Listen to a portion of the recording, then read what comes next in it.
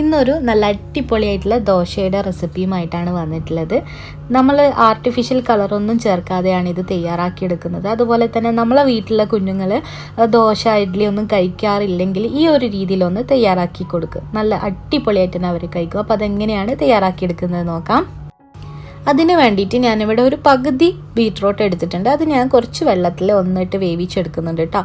അപ്പോൾ ഇത് നമുക്ക് വേവിച്ചെടുത്ത് കഴിഞ്ഞാൽ അതിൻ്റെ ഒരു പച്ച ടേസ്റ്റൊക്കെ മാറിക്കിട്ടും. എന്നിട്ട് നമുക്കിത് കുറച്ച് വെള്ളവും കുറച്ച് വെള്ളവും അതുപോലെ ഈ ഒരു ബീറ്റ്റൂട്ടും കൂടെ ഒരു മിക്സിയുടെ ജാറിലേക്ക് ഇട്ട് കൊടുക്കാം.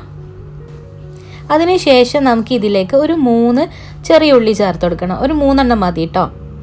ഇതിലേക്ക് നമുക്കൊരു 2 വറ്റൽമുളകും കൂടെ ചേർത്ത് കൊടുക്കുക. ഒരു ചെറിയൊരു എരിവിന് വേണ്ടിയിട്ടാണ്. വേണ്ടാന്നുണ്ടെങ്കിൽ അത് സ്കിപ്പ് ചെയ്യാം കേട്ടോ. ഇത് നന്നായിട്ടൊന്ന് അരച്ചെടുക്കണം. എന്നിട്ട് നമുക്കിതായത് കുറച്ചൊരു ദോശമാവ് എടുത്തിട്ടുണ്ട്. ഇതിലേക്ക് നമുക്ക് ആ ഒരു അരച്ചത് ഒഴിച്ചു കൊടുക്കാം. അപ്പോൾ ഈ ഒരു ദോശമാവിൻ്റെ റെസിപ്പി ഞാൻ കഴിഞ്ഞ 2 ദിവസം മുമ്പ് ഇട്ടിട്ടുണ്ടായിരുന്നു. അപ്പോൾ ആ ഒരു മാവ് തന്നെയാണ് കേട്ടോ ഇത്. അപ്പോൾ ഇതിലേക്ക് നമ്മൾ ഇത് ഒഴിച്ചു കൊടുത്തതിന് ശേഷം ഒന്നങ്ങ് മിക്സാക്കി കൊടുക്കുക. അപ്പോൾ നിങ്ങൾക്ക് എത്ര കളർ വേണോ അതിനനുസരിച്ചിട്ട് ചേർത്ത് കൊടുക്കാം.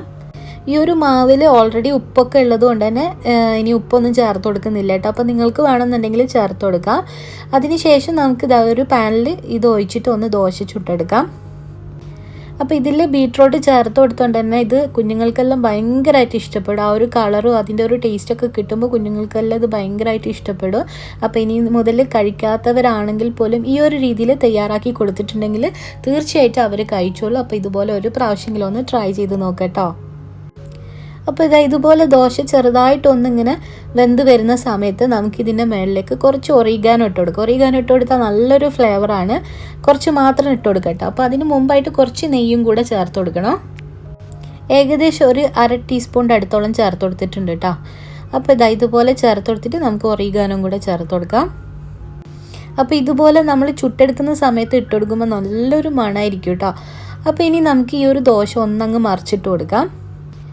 അപ്പോൾ ബീറ്റ്റൂട്ടിൻ്റെയും ആ ഒരു ഒറിഗാനോ എല്ലാം കൂടെ ഒരു നല്ലൊരു ടേസ്റ്റ് തന്നെയാണ് കേട്ടോ ഈ ഒരു ദോശ. എല്ലാവർക്കും ഇഷ്ടമാവും. തീർച്ചയായിട്ടും നിങ്ങളെല്ലാവരും ഇതുപോലെ ഒന്ന് ട്രൈ ചെയ്ത് നോക്കുക. അപ്പോൾ ഇതാ നമ്മളെ ദോശ റെഡി ആയിട്ടുണ്ട്. ഇനി നമുക്ക് ഇതൊരു പ്ലേറ്റിലേക്ക് മാറ്റി കൊടുക്കാം.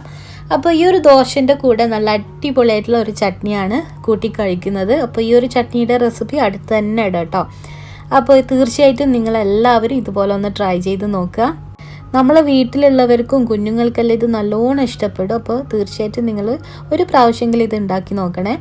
അപ്പോൾ ഈ ഒരു റെസിപ്പി നിങ്ങൾക്ക് ഇഷ്ടമായിട്ടുണ്ടെങ്കിൽ ലൈക്ക് ചെയ്യാനും ഷെയർ ചെയ്യാനും അതുപോലെ തന്നെ എൻ്റെ ഈ ഒരു ചാനൽ സബ്സ്ക്രൈബ് ചെയ്യാത്തവരുണ്ടെന്നുണ്ടെങ്കിൽ ഒന്ന് സബ്സ്ക്രൈബ് ചെയ്ത് സപ്പോർട്ട് ചെയ്യണേ. ഇൻഷാ അല്ലാഹ് നല്ലൊരു റെസിപ്പിയുമായിട്ട് പെട്ടെന്ന് തന്നെ കാണാം. താങ്ക്